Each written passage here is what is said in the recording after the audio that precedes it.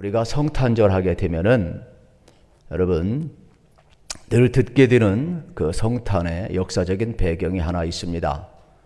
그것은 오늘의 시대와 좀 유사하지만은 이 1353년경에 유럽에는 이 흑사병으로 수많은 사람이 죽었어요. 그래서 유럽의 전 인구의 여러분 13에서 16% 사람이 죽었지 않습니까? 어느 정도냐?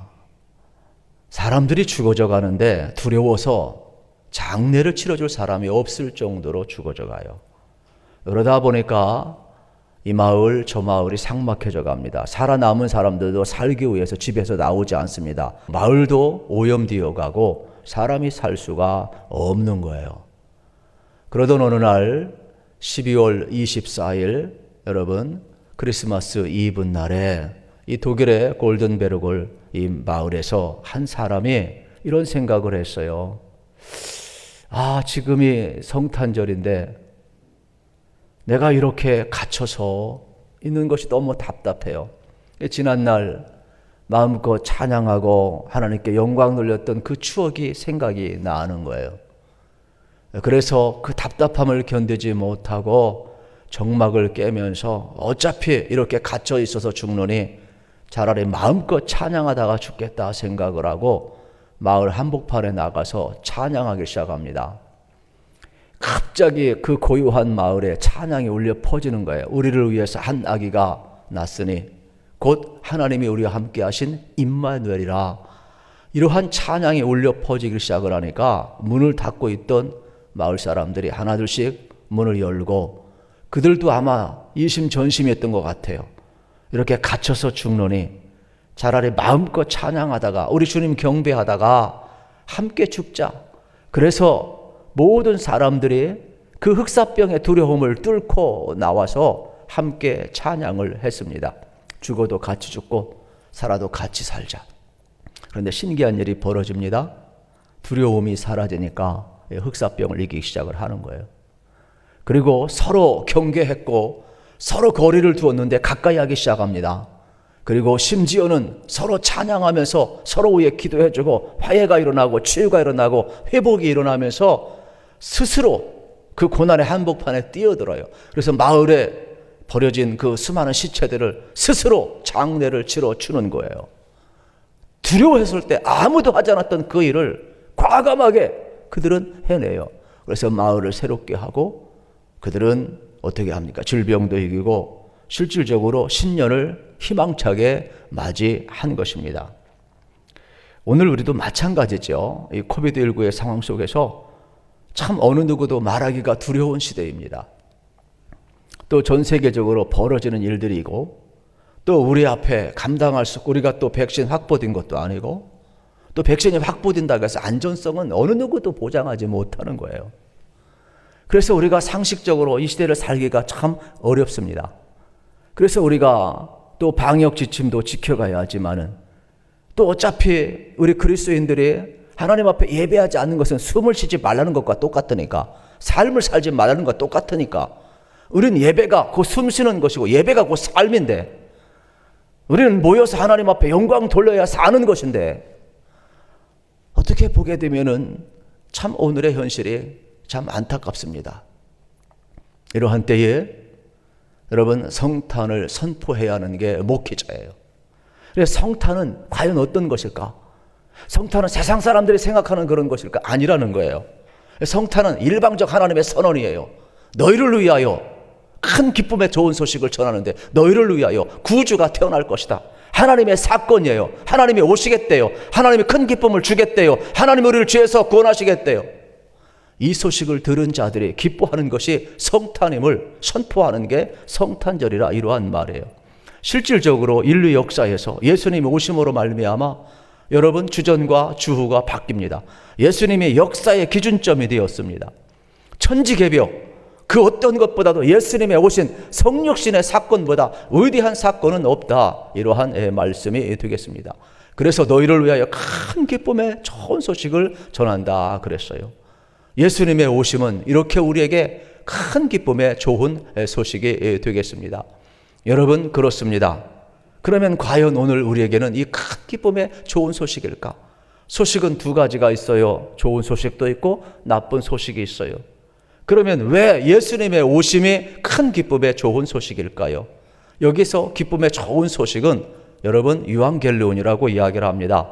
이거는 뭐냐? 좋은 소식이라는 거예요. 복음이 왜 좋은 소식이냐? 성경은 이야기를 하고 있어요. 너희를 위하여 뭐라고 그랬습니까? 11절에 보게 되면은 오늘날 다윗의 동네에 너희를 위하여 구주가 나셨으니 곧 그리스도 주시니라 그랬어요. 너희를 위하여 구주가 나셨기 때문이라. 그러니까 복음은 딴 데 있질 않아요. 하나님이 우리에게 일방적으로 선포하시고 다가오셨는데 너희를 위하여 큰 기쁨의 좋은 소식을 전하는데 구주가 나셨다라는 거예요. 여기 구주라는 것은 여러분 헬라어로 소테르라고 이야기하는데 이 소테르라는 말은 여러분 예수님이 오셔서 우리의 죄를 사하시고 우리를 사망에서 건져내 주셔서 우리에게 영원한 생명을 주신 것을 구주라고 이야기를 하는 거예요. 그렇기 때문에 예수님이 오신 사건이 여러분 우리에게는 큰 기쁨의 좋은 소식, 유앙겔리온 복음이 되는 겁니다. 그러면 이 복음을 받아들이지 않는 자에게는 여러분 오늘 이 성탄에 일방적으로 선포되어도 기쁨이 들 수가 없지요. 그러니까 하나님의 사건은 하나님의 주도적으로 선포하는 사건이요, 행하는 사건이요, 역사 개입의 사건이라 이러한 말이에요. 그러면 오늘 우리가 이 말을 들을 때 우리 찬송가 가운데 여러분 노엘이라는 말이 있어요. 노엘의 뜻이 뭐냐? 저도 참 궁금했어요. 그래서 찾아봤어요. 찾기가 참 어렵더라고요. 찬송은 많이 부르요. 노엘 노엘 노엘 노엘 이스라엘 왕이 나셨네. 수없이 막 부르고 막 터져 나오는데도 이게 뭔지 모르겠어요. 찾아보니까 참 은혜롭더라고요. 이건 뭐냐? 영어의 여러분 이 축약 언어인데 Now all is well이에요. 지금 모든 것이 다 잘 된다 이러한 뜻의 여러분 축약 언어로 줄여서 노엘 이렇게 쓰는 거예요. 그러면 왜 지금 모든 것이 다 잘 된다는 거예요? 이유는 간단합니다. 너희를 위하여 구주가 나셨기 때문이에요. 할렐루야. 그래서 예수님이 오셔서 여러분 우리에게 모든 것이 다 잘 된다 이러한 뜻이 되겠습니다. 그런데 문제는 여러분 이 성탄의 소식이 과연 그 시대에 여러분 좋은 환경 속에서 울려 퍼진 소식일까요? 그렇지 않아요. 누가는 꼼꼼하게 기록합니다. 직업이 의사였기 때문에 하나님 앞에 부름을 받고 아주 자세하게 아주 자기의 특징을 살려서 전문 지식을 살려서 역사 배경을 아주 서술을 잘합니다. 그래서 1절 2절에 보게 되면은 이러한 내용이 나와요. 그때에 가이사 아구스도가 영을 내려 천하로 다 호적하라 하였다. 여러분 가이사 아구스도는 누군지 아십니까? 주전 30년경에 로마의 황제가 된 옥타비아누스 황제예요. 그런데 이분이 44년간 로마를 통치하면서 이름을 아구스도로 바꾼 거예요. 그러니까 옥타비아누스 황제나 아구스도나 같은 사람인 것이죠. 그런데 왜 이런 것을 기록해 놓을까? 예수님의 사건은요, 그 당시 좋은 환경이 아니에요. 로마가 지배하는 세상이에요. 이스라엘은 나라를 빼앗긴 상황이에요. 척박한 상황이에요.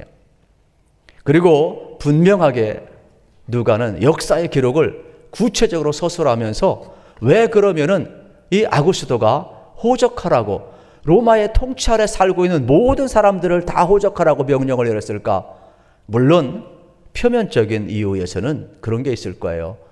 어떻게 보면은 통치를 효과적으로 하기 위해서, 그리고 세금을 징수하기 위해서, 그리고 무슨 일이 있었을 때 정확히 또 추적하기 위해서 아마 이렇게 호적하라고 명령을 내렸을 거예요. 그런데 여러분 누가는 왜 이렇게 아구스도와 시대적 배경과 호적하라는 말을 구체적으로 기록을 했을까요? 그것은 예수님이 여러분 이 땅에 오셨는데 구체적으로 호적에 등록된 사람이라는 거예요. 참 하나님과 참 인간으로서, 그리고 더 나아가서 역사 속에 오신 분이라는 거예요. 왜요? 하도 가연설이 많고 예수님의 육체로 오심을 부인하는 사람이 하도 많으니까. 그래서 예수님은 구체적으로 이 땅의 역사 가운데 오신 분이고 호적에 기록된 분이심을 명확하게 누가는 서술해 놓고 있다 이러한 말이에요. 그러니까 우리가 이 성경을 보면서 참 놀라운 일을 경험하는데 더 놀라운 사실은 여러분 무엇인 줄 아십니까? 지금 요셉과 마리아가 다윗의 동네 베들레헴으로 호적하러 가고 있다라는 사실이에요. 그러면은 지금 요셉과 마리아가 호적을 하기 위해서 고향으로 가는 그 베들레헴은 어떠한 도시냐? 다윗의 고향이죠. 과거에 영광이 있는 곳이죠. 그런데 지금은 어떤 곳이에요? 작은 마을이에요. 그리고 다윗의 영광을 잃어버린 여러분 고향 땅이에요. 그러니까 결국 과거는 잃어버리고 현재는 초라하고 그저 미래의 영광을 다시금 회복하기를 바라면서 어쩌면 수많은 사람들이 옛날 이야기를 하면서 베들레헴으로 모여들고 있는지 몰라요. 그런데 이 베들레헴의 배경을 보게 되면은 많은 사람들이 어떻게 보면 지난 날을 이야기하고 현재는 너무나 초라하고 미래의 영광만 바라보면서 서로 몰려드는데 나름대로 여러분 얼마나 신났겠어요. 갑자기 사람이 몰려오니까 베들레헴에 사는 사람들은 이때 한번 챙기려고 하는 거예요. 그래서 여관 또 뭐 음식 하는 것, 이 모든 또 상업하는 것, 그러니까 돈 버는데 정신이 없어요. 모든 사람들이 지금 어떻게 보게 되면 미래를 꿈꾸면서도 동시에 지금 이 대목을 놓칠 수가 없는 거예요. 이러한 때에 요셉과 여러분 마리아가 베들레헴으로 오고 있는 장면을 한번 보세요. 아무도 요셉과 여러분 마리아 또 예수님의 탄생을 예고했어도 예수님의 관심이 없어요. 그저 자기 먹고 사는데, 그리고 이번에 한번 기회를 놓치면 안 된다는 데 관심이 있지, 지금 임신한 여러분 마리아가 오고 있고 요셉이 함께 오고 있고 아무리 뭐 수태고지가 있고 여러분 우리가 지난번에도 말씀을 드렸지만은 메시아 탄생을 기다리고 예고했어도 설마 우리 가운데 오겠는가? 관심이 없어요. 그런데 오늘 5절에 보게 되면은 뭐라고 이야기를 합니까? 그 약혼한 마리아와 함께 호적하러 올라가니 마리아가 이미 잉태하였더라 그랬어요. 요셉은 참 의로운 사람이라 호적하러 갈 때 마리아를 그냥 놔두면 혹시 불상사가 일어날지 모르잖아요. 왜냐하면 요셉이나 마리아는 수태고지를 통하여서 성령으로 잉태된 것을 알지만 일반인들은 모르고 안 믿잖아요. 그러니까 결혼하기 전에 배가 불러왔다고 그래서 율법을 어겼다고 돌로 쳐 죽일 수가 있어요. 불상사가 날까 봐 요셉은 의롭기 때문에 이 하나님의 뜻을 준행하기 위해서 기꺼이 마리아와 동행을 해요. 여러분 마리아도 만삭의 몸으로 베들레헴에 가고 있는 장면을 보게 되는 것입니다. 오늘 놀라운 사실이 뭐냐? 6절에 보니까 마리아가 해살날이 찬 상황임에도 불구하고 베들레헴에서는 어느 누구도 방 하나 내어주질 않아요. 여러분 얼마나 이게 어려운지 아시죠? 요셉이 얼마나 애걸복걸했겠어요. 친척집 갔을 것이고 자기 있는 돈 다 털어서 줄 테니까 방 하나 달라고 했을 것이고, 그런데 더 많이 주는 사람 앞에, 이미 또 선약한 사람 앞에 내어줄 수밖에 없잖아요. 그러니까 결국 요셉은 여간방 하나 누울 곳 구하지 못해요. 또 사람도 관심이 없어요. 더 놀라운 사실은 성경은 뭐라고 이야기하느냐? 7절에 보게 되면은 이렇게 표현을 해요. 첫 아들을 낳아 강보에 싸서 구유에 누웠으니 이는 여관에 있을 곳이 없음일러라. 예수님의 탄생을 뭐라고 이야기하느냐? 강보에 쌓여서 구유에 누웠다, 말구에 누웠다라는 거예요. 가장 낮은 자리에 오신 모습을 표현하고 있어요. 누가는 왜 굳이 예수님을 여러분 가장 낮은 자리에 오신 예수로 표현을 하고 있을까? 실질적으로요, 세상에서 아무리 가난한 사람도 여러분 말구 위에서 아기를 낳게 하는 사람은 없어요. 보통 사람은 병원에서 낳든지 가정에서 낳지 말구에서 낳는 사람이 없어요. 그런데 성경은요, 예수님의 탄생을 말구에서 낳았다고 이야기를 하는 거예요. 가장 낮은 자리. 복음은 딴 데 있질 않아요. 우리 예수님께서 그러니까 가장 낮은 자리에 오신 것이 복음이고, 이 첫 소식을 누가 들었느냐? 들판에서 양을 치던 목자들이 들었어요. 여러분, 이 목자들은 그 시대의 가장 낮은 자들이에요. 보통 사람들이에요. 보통 사람들. 이러한 목자들에게 천사들이 나타납니다. 그리고 큰 영광 가운데 그들을 둘러싸합니다. 두려워하니까 두려워하지 말라. 너희들을 위하여 큰 기쁨의 소식을 너희에게 전하노니 너희를 위하여 뭐라고요? 구주가 태어날 것이고 너희에게 한 사인이 있는데 너희가 아기를 보리라 이야기를 하잖아요. 얼마나 여러분 이 목자들이 신났겠어요. 실질적으로 여러분 이 기쁨의 소식은 어떻게 보게 되면은 로마의 배경 속에서 태어나고 있어요. 그리고 아무도 기대하지 못했던 이러한 상황 속에서 여러분 또 목자들에게 전파되고 있는 거예요. 그러니까 성탄의 소식이라는 것은 그 당시 이 옥타비아누스, 오늘 성경대로 이야기하면 아구스도 황제가 통치하던 시대, 그러면은 그 당시 배경은 뭐냐? 강력한 군사의 통치, 팍스로마예요.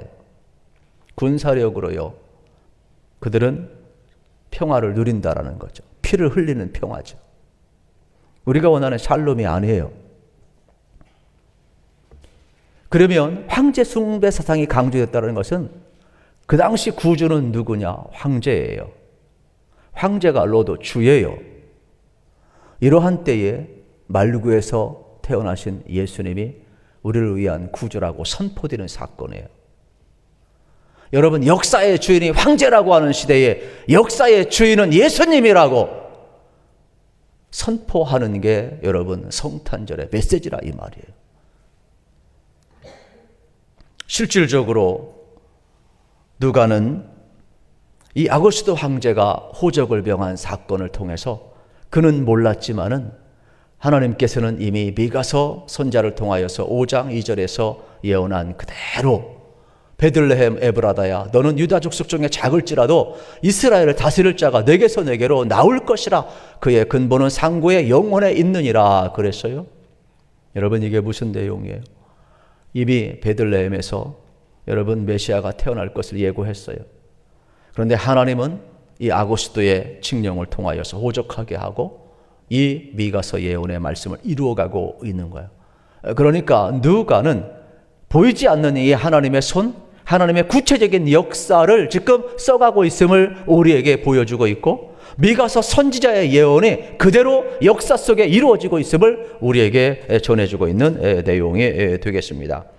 저는 말씀을 어제도 녹화를 하면서 전했지만은 처음 하니까 참 어렵더라고요. 그래서 오후에 집에 들어가고 또 밤에도 깊이 말씀을 생각해 보면서 정말로 왜 이 큰 기쁨의 소식일까? 왜 이 척박한 역사 속에 하나님이 오셨을까? 왜 예수님의 오심이 우리에게 정말로 큰 기쁨의 소식일까? 수없이 여러분 이 절기설교를 목사가 해야 하는데 참 이게 만만한 게 아니거든요. 팩트는 한 가지인데 여러분, 그래서 저는 깊이 생각을 했어요. 이 말씀을 녹이고 묵상하면서 정말로 예수님의 오심이 너희를 위해 정말로 구주가 나셨다 그랬는데 예수님의 오심은 우리를 죄에서, 우리를 사망에서 건져주시고 우리에게 구원과 우리에게 정말로 부활과 우리에게 영원한 생명을 주시는구나. 그래서 우리 예수님께서 오신 이 사건이 여러분 오늘 본문 13절 14절에서 선포되는 것처럼 정말로 우리의 삶이 뭐가 돼요? 호련히 수많은 천군이 그 천사와 함께 하나님을 찬송하여 이르되 지극히 높은 곳에는 하나님께 영광이고 땅에서는 하나님이 기뻐하신 사람들 중에 평화로다 그랬어요. 그래서 정말로 하늘에서도 이게 하나님께 영광이고 땅에서도 구원과 평화구나. 왜요? 예수님이 오셔야만이 죄 문제가 해결되고 예수님이 오셔야만 우리를 구원하고 예수님만이 하나님과 우리 사이에 화평을 이루고 회복을 이루시고 오히려 샬롬을 이루시고 예수님이 영원한 생명을 주실 수 있는 통로이기 때문에, 그 주체이기 때문에 이게 큰 기쁨의 소식이구나. 그래서 저는 그런 생각을 했어요. 하늘에서도 이렇게 기뻐한다면 땅에서 우리가 마땅히 기뻐해야 되지 않을까? 그래서 천군 천사도 하나님을 찬양하는 것처럼 이 땅에서 여러분 목동들도 이 주의 소식을 듣고 그토록 기뻐했던 거예요. 오늘 우리의 삶도 마찬가지죠. 여러분, 주님께서 가져온 이 평화, 이 샬롬은요, 땅에서 이루어지게 되는데 단순히 전쟁 없는 평화가 아니라 하나님이 베풀어 주신 평화, 하나님과 사람 사이의 죄 문제를 해결하고 화평케 하는 평화, 하나님이 다스리는, 하나님이 주시는 이 샬롬을 평화라고 이야기를 하는 거예요. 그렇습니다. 오늘 우리의 삶, 하늘에서부터 시작된 이 하나님의 사건이 땅에서 이루어지고 있는데도 하늘에서도 영광을 돌린 것처럼 땅에서도 기뻐하며 우리가 영광을 돌리게 될 때 우리의 구원과 진정한 샬롬, 평화가 이루어질 줄로 믿습니다. 그렇기 때문에 하나님의 이 하신 일 속에서 우리가 어떻게 반응하느냐가 오늘 성탄을 보내야 할 우리의 자세가 될 것입니다. 구원의 큰 기쁨의 소식, 천사들이 지금 노래를 부르고 있어요. 그래서 목자들이 다시 여러분 어떻게 합니까? 천사는 이러한 말씀을 하고 사라지잖아요. 밤하늘은 어두워요. 목자들은 척박한 곳에 놓여져 있어요. 그들의 삶이 바뀐 건 아무것도 없어요. 그런데 그들의 마음속에 흥분되기 시작해요. 아, 천사가 우리에게 좋은 소식을 전해줬지. 아, 베들레헴에 가면 우리가 기다린 메시아가 태어난다고 그랬지. 강보에 쌓인 아기를 볼 것이라 그랬지. 분명히 뭐라고 그랬어요? 천사가 너희를 위해서 이 표징을 보여주리라 그랬지 않습니까? 그래서 그들은 서로가 이야기합니다. 아, 우리 한번 가보자. 우리 한번 가보자. 그래서 오늘 이 누가는 계속해서 이 목자들의 행동을 동사형으로 표현을 계속을 하고 있어요. 결국 그들은 어떻게 합니까? 어떻게 해요? 마침내 그들은 아기를 찾아가고 여러분 요셉과 마리아가 아기 예수와 함께 있는 것을 발견하게 됩니다. 그리고 천사가 말한 그대로 구유에 누워 있는 것을 보게 되는 것이에요. 그래서 이 누가는 이 목자들의 반응을 이렇게 생동감 있게 표현합니다. 목자들이 서로 말했고 빨리 가서 아기를 찾았고 그 아기를 보고 그 자기들이 이 아기를 찾게 된 이유를 다 여러분 사람들에게 전하는 내용을 발견하게 되는 것입니다. 저는 이 말씀을 보면서 이런 생각을 했어요. 아, 천사가 전해준 이 말을 목자들은 들었어요. 그리고 믿었어요. 그리고 갔어요. 그리고 확인을 했어요. 거기에서 뭐가 이루어져요? 말씀대로 이루어지는 표정을 그들은 본 거예요. 그래서 말씀대로 이루어졌기 때문에 아기 예수님의 태어난 것을 사람들에게 가서 이곳저곳 이동하면서 그들은 어떻게 했어요? 전파하고 있다는 사실이에요. 오늘 우리들도 마찬가지입니다. 여러분, 예수님의 탄생 소리가 어쩌면 코로나에 묻힐지도 몰라요. 그러나 이러한 때에도 여러분 단순히 목회자가 성탄을 선포해야 하는 외침이 아니라 여러분 하나님이 외치실 거예요. 천사를 통해서 말씀을 하실 거예요. 그리고 전혀 들려오지 않을 것 같은 오늘의 시대 속에서도 여러분 예수님이 탄생할 때에도 이것보다 더 척박한 현실 속에서도 하나님은 개입하셨고 하나님은 성탄을 선포하셨고 하나님은 우리를 위하여 이 땅에 오셨고 큰 기쁨의 좋은 소식을 전해주었고 이거를 들은 자들이 말씀을 듣고 믿고 이루어짐을 경험하며 이걸 증언했다면 오늘 이 성탄절도 마찬가지예요. 성탄은요 우리가 생각하는 그것이 아니라 하나님의 사건이에요. 그리고 하나님이 이 땅에 오신 사건이에요. 그래서 예수님의 오심은 우리를 위한 뭐라고 그랬어요? 큰 기쁨의 좋은 소식이라고 그랬어요. 그러면 저도 그렇고 여러분도 그렇고 예수님으로 말미암아 죄 사함 받고 구원받고 여러분 부활의 생명을 받고 우리에게 영원한 생명이 부음받이고 하나님 주신 이 구원뿐만 아니라 평화를 누리게 되니 얼마나 좋습니까? 그래서 기뻐하심을 입은 모든 사람들 중에 평화로다 그랬어요. 오늘 우리의 반응은 어떠해야 될까요? 여러분 말씀대로 이루어졌을 때 이루어지는 이 기쁨을 우리는 누려야 돼요. 그리고 하늘에서 천군 천사가 하나님을 찬양했듯이 이 땅에도 평화 이루었던 것처럼 우리도 찬양하며 우리도 주님 주신 평화를 누릴 수 있어야 될 것입니다. 그리고 이 성탄은 끊임없이 어떻게 돼요? 전파되어야 할 것입니다. 이것이 2020년 성탄절을 살아가는 우리의 아름다운 모습이 되시기를 우리 주님의 이름으로 축복합니다.